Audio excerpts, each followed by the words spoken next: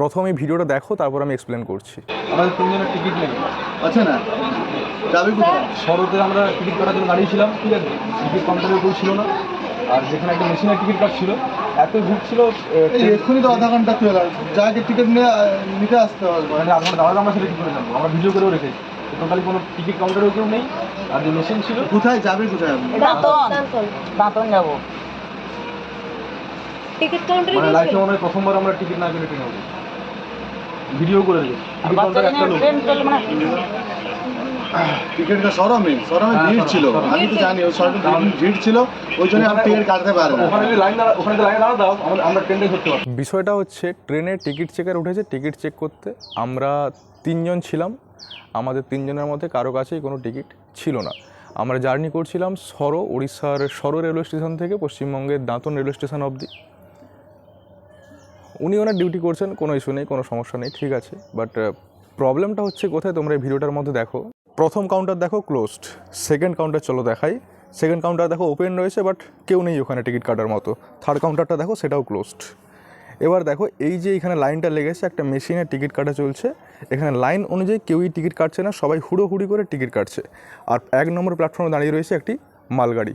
ট্রেনটি যদি আমাদের 1 নম্বর প্ল্যাটফর্মে আসতো, তাও আমরা হয়তো শেষ মুহূর্ত অবধি ওয়েট করতাম টিকিট কাটার জন্য। আমাদেরকে যেতে হতো ওই যে ফুট ওভারব্রিজটা পেরিয়ে 2 নম্বর প্ল্যাটফর্মে। ওখানে আমাদের ট্রেন আসছিল, সাথে ছিল আমার পাপা, মানে আমাদের সাথে ছোট বাচ্চা ছিল, আমাদের অনেকগুলো লাগেজ ছিল, ঠিক আছে, যেটা আমাদের পক্ষে দ্রুত যাওয়া আমাদের পক্ষে পসিবল ছিল না। তাই জন্য আমি ডিসিশন নিলাম যে এবার বিনা টিকিটেই আমাদেরকে ট্রেনে উঠতে হবে, কারণ এই ট্রেনটাতে আমাকে আসতেই হতো। এসে আমার ডিউটি জয়েন করার ছিল। লাস্ট কয়েকদিন ধরে আমি বাইরে গিয়েছিলাম, ছুটিতে ছিলাম। আজকের দিনটা আমার কাছে খুবই ইম্পর্টেন্ট ছিল, কারণ ডিউটি জয়েন আমাকে করতেই হতো অ্যাকর্ডিং টু আমার কমিটমেন্ট।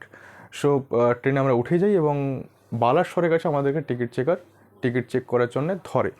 তো তারপরে কি হয়, কিভাবে আমরা আমাদের জার্নি কন্টিনিউ করি, আমাদেরকে কি সলিউশন দেওয়া হয়, কেমন বিহেভ করা হয় আমাদের সাথে, আমাদের সরকারি পরিষেবা কেমন আমাদেরকে হেল্প করা হয়েছে নাকি আমাদেরকে হেল্প করা হয়নি, সমস্ত কিছু আমি নেক্সট ভিডিওতে তোমাদের সাথে শেয়ার করব, দেখাবো ক্লিপ সহ। আশা করব তোমরা সবাই পাশে থাকবে এবং যারা সাধারণ মানুষ তারা অবশ্যই ভিডিওটাকে প্রচুর শেয়ার করে রেলওয়ে কর্তৃপক্ষ অবধি পৌঁছে দেবে। কারণ দেখুন, আজকে আমার সাথে হয়েছে, কালকে আপনার সাথে হতে পারে, কালকে অন্য কারোর সাথে হতেই পারে। এমন বক্তব্য রয়েছে টিকিট চেকারে, যেটা শুনলে না আপনি জাস্ট অবাক হয়ে যাবেন যে আমরা সাধারণ মানুষ বলে কি আমাদের কোনো টাইমের কোনো ভ্যালিউ নেই, আমাদের কোনো ব্যক্তিত্ব নেই, আমাদের কিছুই নেই। সো আমরা নেক্সট ভিডিওতে কন্টিনিউ করবো। আজকের ভিডিওটা অনেকটাই লম্বা হয়ে গেছে। সো সবাই ভালো থাকুন, সুস্থ থাকুন। আমি চাই আপনাদের কারোর সাথে যেন এরকম সমস্যা না হয়, তাই জন্য প্রচুর ভিডিওটাকে শেয়ার করুন। Thank you.